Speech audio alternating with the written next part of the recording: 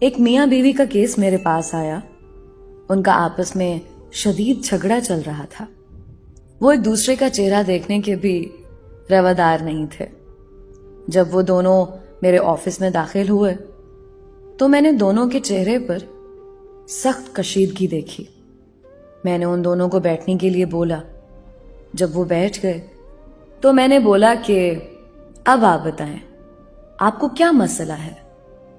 تو وہ دونوں یکدم بولنا شروع ہو گئے اور ایک سانس میں ایک دوسرے پر تنقید کے پہاڑ ڈال دیا. دونوں اپنے موقف سے پیچھے ہٹنے کو تیار نہ تھے. میں نے ان دونوں کو اپنے دل کی بھڑاس نکالنے دی اور چپ کر کے ان کی لڑائی ختم ہونے کا انتظار کرنے لگا. جب دونوں بول بول کر تنگ آ گئے تو میں نے انہیں بولا کہ اچھا یہ تو لڑائی اور خامیوں والی کہانی ہو گئی. اب ایک دوسرے کی خوبیاں بیان کرو. تم دونوں کو ایک دوسرے میں کیا کیا باتیں پسند ہیں. دونوں بالکل خاموش ہو گئے. بہت دیر تک دونوں نے کچھ نہیں بولا. مجھے سمجھ آ گئی کہ ان کو ایک دوسرے پر اتنا شدید غصہ ہے کہ ایک دوسرے کی کوئی اچھی بات یاد ہی نہیں ہے اور نہ ہی وہ یاد کرنا چاہتے تھے. میں نے ایک ایک کاغذ اور پین دونوں کو تھما دیا اور میاں بیوی کو بولا کہ اپنے اپنے کاغذ پر ایک دوسرے کی خوبیاں تحریر کرو. ایک دفعہ پھر بہت دیر دونوں نے کچھ بھی نہ لکھا اور غصہ ان کے چہروں پر عیاں تھا. بہت دیر کے بعد خاوند نے جیسے ہی اپنے کاغذ پر کچھ لکھنا شروع کیا تو ایک دم ہی اس کی بیگم بھی تیز تیز اپنے کاغذ پر کچھ لکھنے لگ گئی.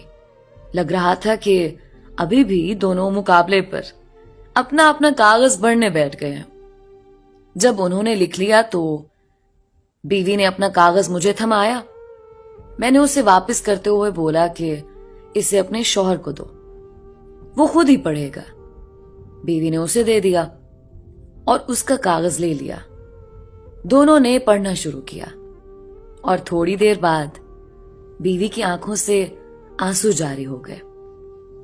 وہ دونوں ایک دوسرے کی تعریفیں پڑھ کر بہت خوش ہوئے. کمرے کی فضا ایک دم تبدیل ہو گئی تھی. ایسے لگ رہا تھا جیسے ان دونوں کی کبھی لڑائی ہی نہ ہوئی ہو. میرا فرض پورا ہو چکا تھا. وہ دونوں جیسے لڑتے بھیڑتے اندر داخل ہوئے تھے ویسے ہی ہنستے مسکراتے کمرے سے نکل رہے تھے. ہر انسان بہت سی خوبیوں اور خامیوں کا مجموعہ ہوتا ہے. اگر ہم دوسروں کے عیب تلاش کرنے لگ جائیں تو ان کی اور اپنی زندگی عذاب بنا لیں, اور اگر ہم ہر ایک کی خوبیوں کو اپنی توجہ کا مرکز بنا لیں تو اپنی اور دوسروں کی زندگی آسان بنا دیں.